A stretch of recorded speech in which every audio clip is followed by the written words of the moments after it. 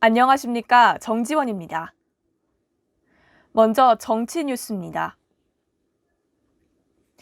박범계 법무부 장관 후보자가 21대 총선 당시 개발 공약을 발표한 지역에 아파트를 보유하고 있었던 것으로 확인됐습니다. 박범계 후보자는 지난해 4월 총선에 출마하면서 수백억 원을 들여 대전 서구 지역공원을 잇는 센트럴파크에 아트브릿지를 건설하겠다는 공약을 발표했습니다. 하지만 국회의원 재산 공개 내역을 보면 공약 발표 전인 2019년 박 후보자는 아트브릿지를 짓겠다는 지역에서 불과 몇백 미터 떨어진 곳에 아파트를 새로 구입했습니다. 국민의힘 조수진 의원은 아파트를 산 지역의 개발을 추진하는 것은 이해 충돌이라면서 특히 박 후보자가 2억 8천만 원에 샀던 아파트가 지금은 1억 원 넘게 올랐다고 지적했습니다.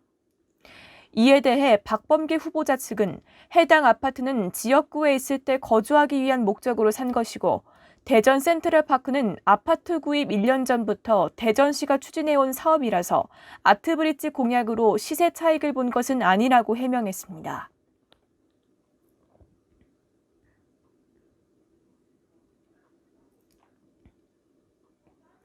다음 뉴스입니다. 더불어민주당 이낙연 대표는 양부모의 학대로 숨진 정인이 사건과 관련해 부끄러워 말이 안 나올 지경이라고 말했습니다. 이 대표는 오늘 아동학대 방지대책 논의를 위해 서울 강서 아동보호 전문기관을 방문한 자리에서 아이를 살릴 기회가 3차례나 있었는데 다 놓치고 말았다며 이같이 밝혔습니다. 그러면서 이런 일이 있을 때마다 대책을 만들지만 허점이 있었거나 작동이 안 되거나 가닥이 안 잡힌 문제가 있다고 지적했습니다. 이 대표는 방문을 마친 뒤 당 정책위가 유관부처와 이른 시일 안에 실효성 높은 대책을 만들기로 했다며 대책을 만드는 것보다 효과를 내게 하는데 더 긴 기간이 필요할 것으로 보인다고 설명했습니다. 이와 관련해 국회 여가위 소속 민주당 의원들은 내일 정인이 묘소를 방문할 예정입니다.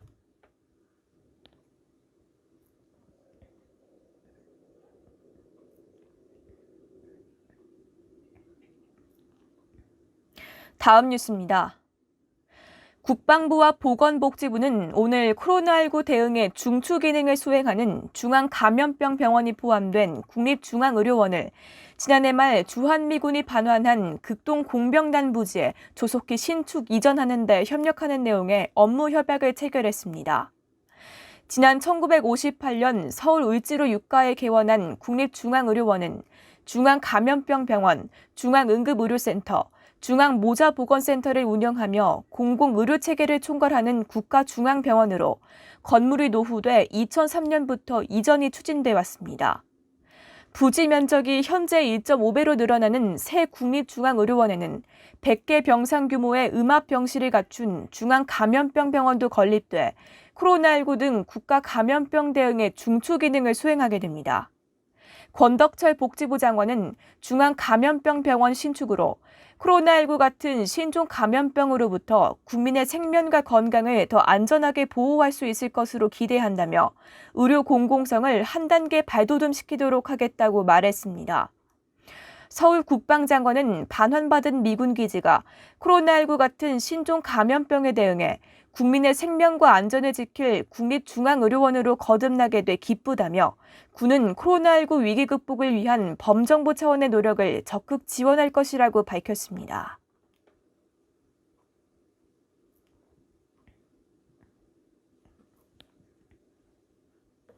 다음 뉴스입니다.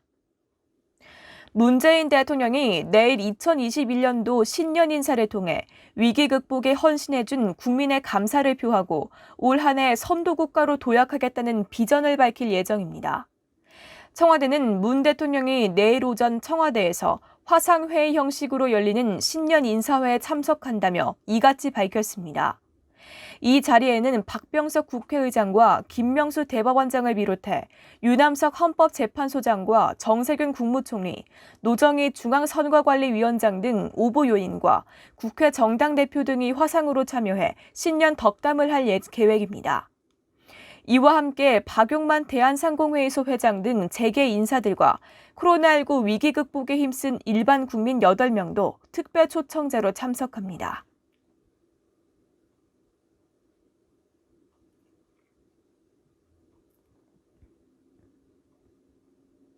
다음 뉴스입니다. 정부는 이란에 억류된 한국 선박과 선원들이 조기에 풀려날 수 있도록 현지 교섭을 위한 대표단을 내일 이른 새벽 파견합니다. 대표단 반장을 맡은 고경석 아프리카 중동국장을 포함해 총 4명은 내일 새벽 0시 반 인천공항으로 출국해 카타르를 거쳐 이란으로 갈 예정입니다. 대표단은 이란 측이 주장하는 우리 선박의 환경오염 행위에 대한 사실관계를 확인하고 선박과 선원의 억류 해제를 요청할 계획입니다. 이와 별도로 최종건 외교부 1차관도 오는 10일부터 2박 3일 일정으로 이란을 방문합니다. 최 차관의 방문은 나포 사건 발생 전 이란 중앙은행 자금 문제 등을 논의하기 위해 추진돼 온 것으로 이란 측과의 폭넓은 협의를 통해 해결책을 모색하게 됩니다.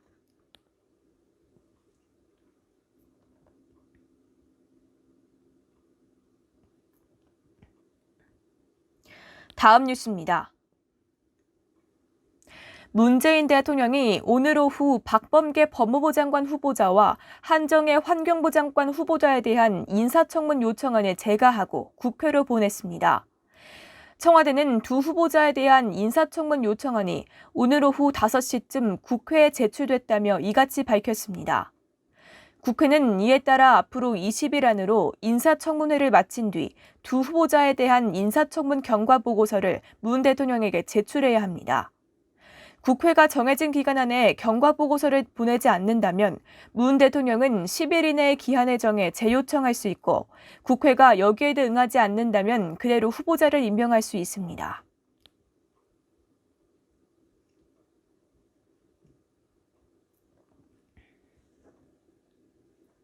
다음 뉴스입니다.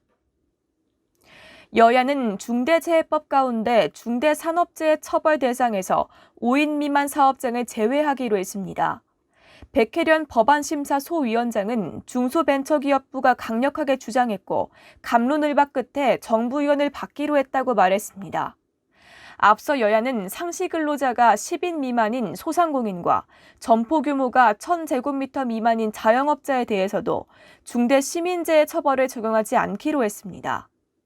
또 학교안전관리법과의 충돌 가능성을 고려해 학교도 처벌 대상에서 제외했습니다. 이에 정의당 장혜영 원내대변인은 소위 논의가 후퇴 일변도로 가고 있다며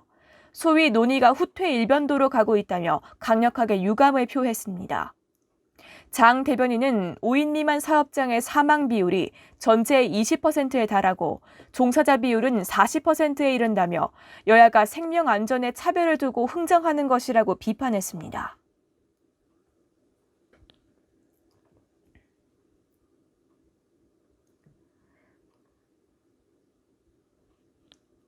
다음 뉴스입니다. 국민의힘 김종인 비상대책위원장은 오는 4월 서울시장 보궐선거에서 야권 후보 단일화 협상은 3월 초쯤 시작될 것으로 전망했습니다.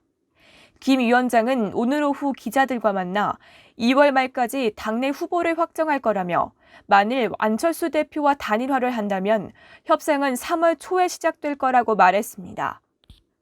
국민의당 안철수 대표가 사실상 국민의힘 경선에 참여하거나 합당할 가능성은 없다고 내다본 겁니다. 당 공천관리위원회가 본 경선에서 100% 시민 경선을 추진하는 것에 대해서도 외부 인사가 참여하려면 입당이 전제돼야 한다고 선을 그었습니다.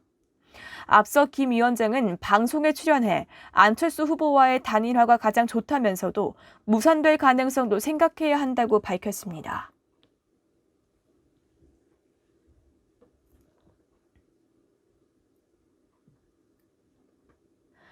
다음 뉴스입니다. 국민의힘이 구치소 집단 감염 사태와 관련해 추미애 법무부 장관을 검찰에 고발하자 더불어민주당은 즉각 편협한 행태를 멈추라고 비판했습니다. 민주당 허영 대변인은 논평을 통해 국민의힘 법제사법위원들의 고발이 정부의 방역 정책을 흔들고 문재인 대통령에게 흠집을 내려는 것이라며 이같이 밝혔습니다. 허 대변인은 방역에서도 불평등이 발생했다는 지적은 정부가 뼈아프게 받아들여야 한다면서도 지금은 고발의 힘이 아닌 방역의 힘으로 국난 극복에 집중해야 할 때라고 강조했습니다. 특히 국민의힘은 사안이 발생할 때마다 검찰에 고발했다며 검찰의 손을 빌리지 않고는 아무것도 할 수 없는 무능력함을 인정한 건 아닌지 되돌아보라고 비판했습니다.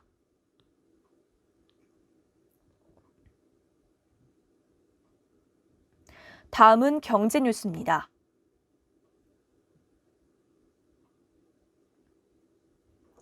기아 자동차가 새로운 로고를 공개했습니다. 기아차는 온라인 채널을 통해 드론 300세대가 불꽃으로 새 로고를 그리는 영상을 선보였습니다. 또 새 로고에 대해 변화와 혁신을 선도해 나가겠다는 의지를 상징한다고 밝혔습니다. 기아차는 이와 함께 새 브랜드 슬로건 Movement that Inspires를 공개하며 오는 15일에 브랜드 지향점을 발표하겠다고 덧붙였습니다.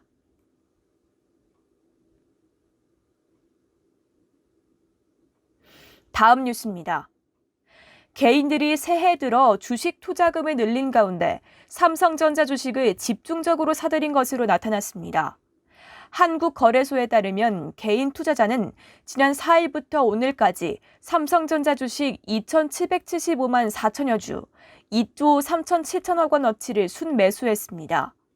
개인은 이 기간 삼성전자 우선주도 444만 6천여 주, 3,310억 원어치를 순매수했습니다. 사흘간 삼성전자와 삼성전자 우선주를 합한 개인 순매수액은 코스피 전체 개인 순매수액의 70%에 달했습니다.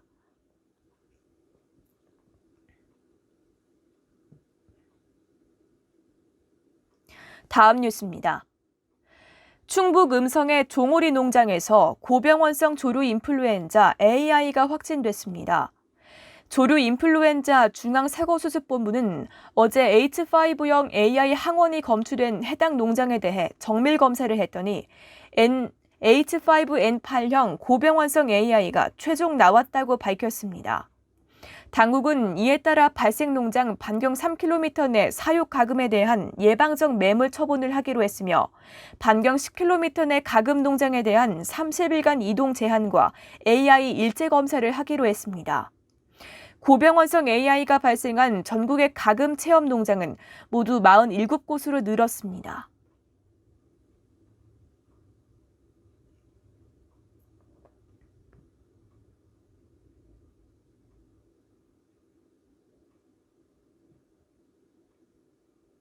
다음 뉴스입니다. 코스피가 장중 사상 첫 3,000선 돌파를 기록에 세웠습니다. 코스피는 개장 직후 개인 매수세에 힘입어 3,000을 돌파했다가 전날보다 0.75% 내린 2,968.21에 마감했습니다. 코스피가 3,000선을 넘어선 것은 2007년 7월 25일 2,000을 처음 돌파한 이후 약 13년 5개월여 만입니다. 하지만 기관과 외국인의 매도 공세에 밀려 종가 기준 사상 첫 3,000선 고지 달성으로까지 이어지지는 않았습니다. 코스닥은 전날보다 0.44% 하락한 982.39로 마감했습니다. 원달러 환율은 전날 종가보다 2.0원 내려 1달러에 1,085.6원에 마감했습니다.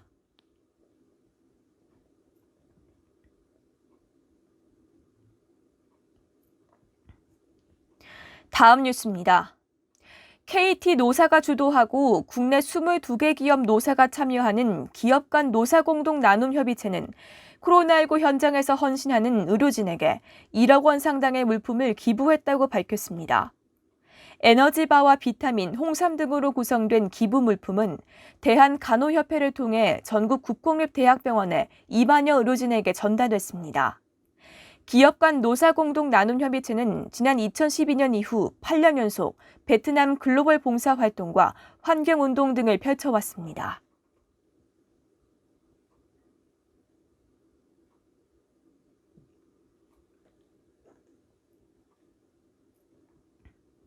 다음 뉴스입니다. 삼성전자가 오는 11일 온라인으로 진행되는 세계 최대 전자전시회 CES에 국내 스타트업 참여를 지원합니다.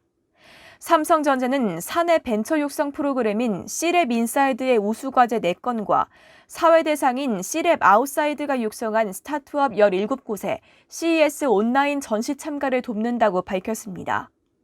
앞서 벤처 육성 프로그램을 통해 독립한 스타트업 3곳은 미국 소비자기술협회로부터 CES 혁신상을 수상했습니다.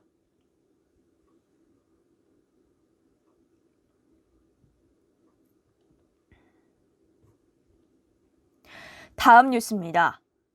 산업은행이 AI를 기반으로 IT 플랫폼을 개발하는 카카오 엔터프라이즈에 1,000억 원을 투자했습니다. 산업은행은 카카오 엔터프라이즈의 제3자 배정 유상증자에 참여해 지분 8.8%를 확보한 2대 주주가 됐습니다. 투자에 앞서 카카오 엔터프라이즈에 대한 사전기술 평가 결과 산업은행은 최상위 등급을 부여했습니다.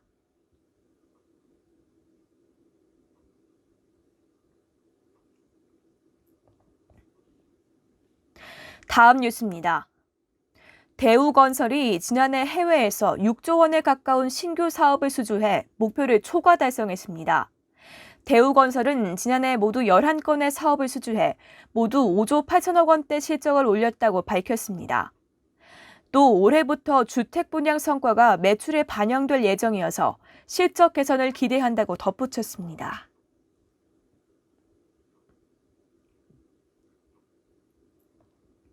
다음 소식입니다.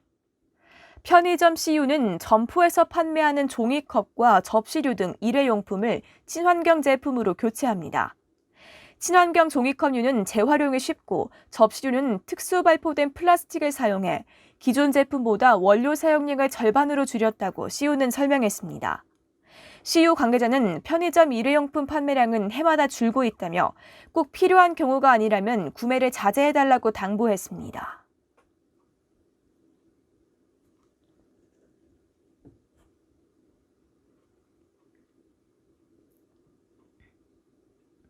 다음 뉴스입니다. 정부가 정치권에서 논의되는 2차 전국민 재난지원금 지급 문제에 대해 언급을 회피했습니다. 김용범 기획재정부 제1차관은 비상경제중앙대책본부 회의 겸 한국판 뉴딜 관계장관 회의 이후 2차 전국민 재난지원금 지급에 대한 정부 입장을 묻는 질문에 정부가 언급하기엔 이른 시점이라고 답했습니다. 김 차관은 지금으로선 방역의 고삐를 조이고 9조 3천억 규모의 맞춤형 지원 대책을 신속히 집행하는 것이 최우선 과제라면서 소상공인 버팀목 자금과 특수형태 근로자와 프리랜서 긴급고용 안전지원금 등을 11일부터 지급 개시해 설 연휴 전까지 90% 수준까지 지급될 수 있게 하는데 정부 역량을 최대한 집중할 것이라고 밝혔습니다. 이 같은 발언은 2차 전국민 재난지원금 논의에 대해 긍정도 부정도 하지 않되 당장 검토하는 단계는 아니라는 의미로 해석됩니다.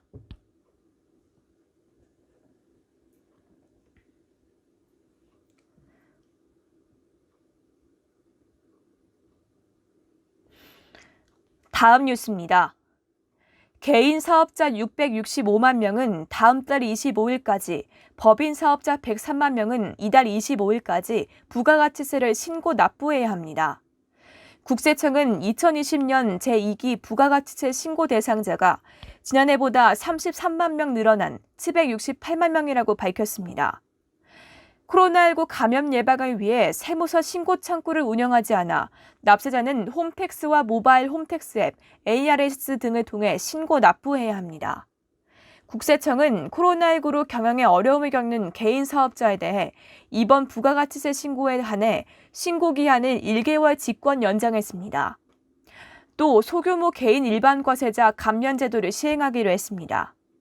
감면 대상은 과세기간 공급가액이 4천만 원 이하이고 부동산 임대나 매매, 과세 유흥장소 등 감면 배제 사업에 해당하지 않는 개인 일반 과세자의 납부세액이 간이 과세자 수준으로 경감됩니다.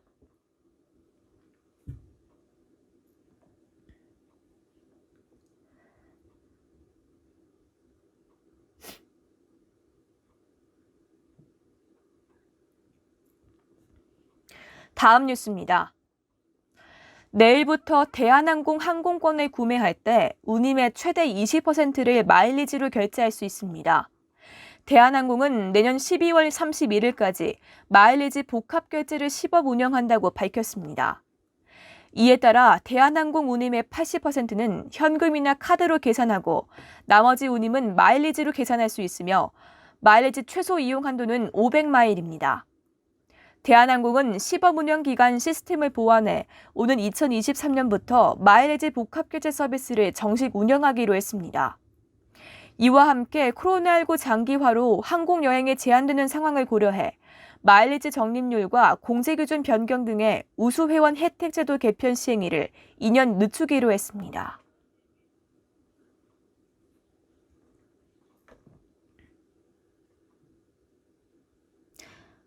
다음은 사회 뉴스입니다.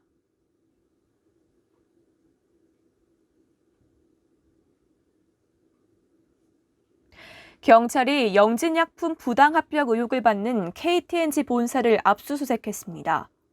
서울경찰청 금융범죄수사대는 오늘 서울 강남구에 있는 KTNG 서울 본사를 수사관 20여 명을 투입해 압수수색하고 있습니다. KTNG는 지난 2016년 KTNG 생명과학의 기업 가치를 부풀려 영진약품과 합병했다는 의혹을 받습니다. 당시 금융감독원은 투자자들에게 피해가 돌아갈 수 있다며 합병 신고서를 3차례 반려했지만 두 기업은 지난 2017년 1월 합병을 강행했습니다. 지난해 5월 수사에 착수한 경찰은 업무상 배임 등 혐의를 받는 KTNG와 영진약품, 옛 KTNG 생명과학 전현직 임원 등을 상대로 합병 과정에서 문제가 없었는지, 영진약품 주주 등이 피해를 보지는 않았는지 등을 조사하고 있습니다.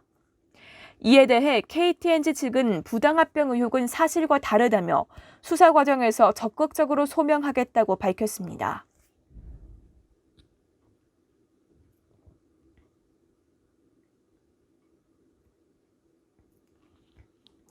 다음 뉴스입니다. 오늘 오후 3시 반쯤 경기 양주시 가남리의 한 섬유 공장에서 불이 나 1시간 만에 큰 불이 잡혔습니다. 이 불로 현재까지 다친 사람은 확인되지 않았고 의류보관 창고와 나염 공장 건물이 불에 탔습니다. 소방당국은 불이 번지지 않도록 차단한 상태지만 잔화 정리에 시간이 오래 걸릴 것으로 내다봤습니다.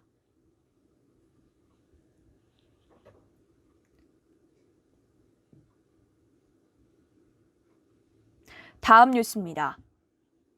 검찰이 공직선거법 위반 혐의로 기소된 더불어민주당 이규민 의원에게 당선 무효형에 해당하는 벌금 700만 원을 구형했습니다. 수원지법 평택지원 심리로 열린 결심 공판에서 검찰은 이 의원이 상대 후보자를 낙선시키려고 허위 사실을 유포했다며 이같이 구형했습니다. 이 의원은 지난해 4월 총선 때 선거 공보물에서 경쟁자인 당시 미래통합당 김학용 후보가 자신의 취미 관련 법안을 발의했다는 허위 사실을 공표한 혐의로 재판에 넘겨졌습니다. 이 의원 측은 해당 내용은 허위 사실이 아니라며 약간의 오류나 과장을 허위 사실로 처벌할 수 없고 고의도 없었다고 주장했습니다.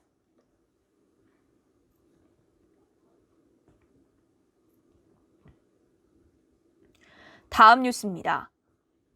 인터넷 방송에서 지적장애 여성을 성추행한 BJ가 경찰에 붙잡혔습니다. 경기 남부경찰청은 장애인 강제추행 혐의로 26살 A씨를 경기 부천시에 긴급 체포했습니다.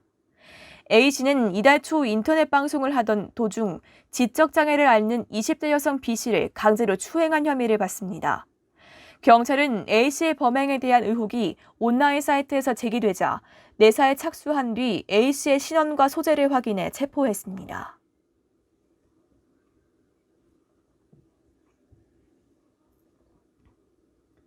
다음 뉴스입니다. 이미 1,000명 넘게 코로나19 확진 환자가 나온 서울 동부구치소에서 60여 명이 추가 확진됐습니다. 법무부는 동부구치소 직원과 수용자 등 767명에 대한 6차 전수조사 결과 수용자 67명이 추가로 양선 판정을 받았다고 밝혔습니다. 또 동부구치소에서 이송된 강원 영월교도소 수용자 7명과 강원 북부교도소 수용자 3명도 추가 확진됐습니다. 동부구치소 이송자가 아닌 서울 남부교도소 수용자 1명도 추가로 양성 판정을 받았습니다. 이로써 전국 교정시설의 누적 확진 환자는 1,203명으로 늘었습니다.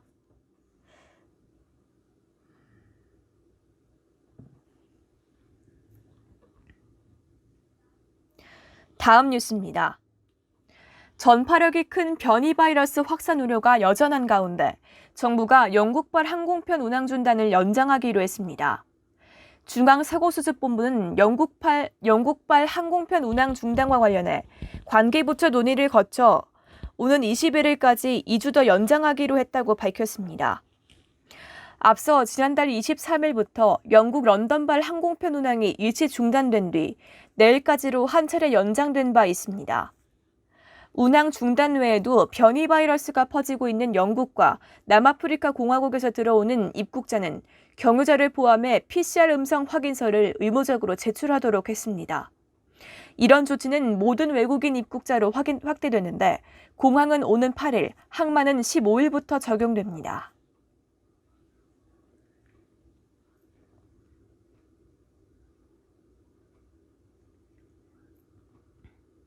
다음 뉴스입니다. 나경원 전 국민의힘 의원과 가족이 홍신학원 관련 업무상 배임 혐의로 고발된 사건에 대해 검찰이 무혐의 처분을 내렸습니다. 서울중앙지방검찰청은 지난달 31일 나경원 전 의원과 부친 나 전 의원의 동생에 대해 증거 불충분을 이유로 혐의 없음 처분을 했습니다.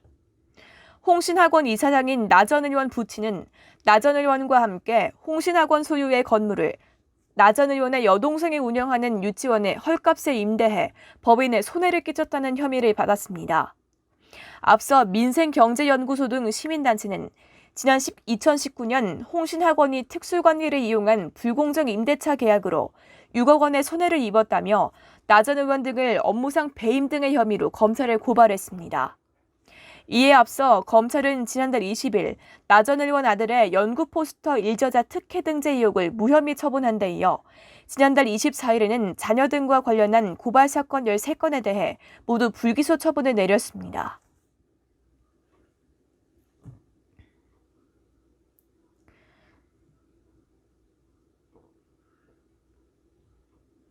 다음 뉴스입니다. 술에 취한 채 무면허로 BMW 승용차를 몰다가 중앙선 침범 사고를 낸 10대가 경찰에 붙잡혔습니다. 인천 부평경찰서는 도로교통법상 음주운전과 무면허 운전 혐의로 10대 A군을 입건해 조사하고 있다고 밝혔습니다. A군은 어제 저녁 8시 50분쯤 인천시 부평구 청천동 한편도 2차로에서 술에 취한 채 BMW 승용차를 몰다가 중앙선을 넘은 뒤 마주오던 오토바이를 들이받은 혐의를 받고 있습니다. 이 사고로 오토바이 운전자인 40대 남성 B씨가 다쳐 병원으로 옮겨졌습니다. 신고를 받고 출동한 경찰이 측정한 당시 A군의 혈중 알코올 농도는 면허 취소 수치인 0.08%를 넘은 것으로 조사됐습니다. 경찰 관계자는 차량 소유주를 불러 확인한 결과 A군이 차량을 훔치지는 않은 것으로 파악됐다며 정확한 사고 경위를 조사할 예정이라고 말했습니다.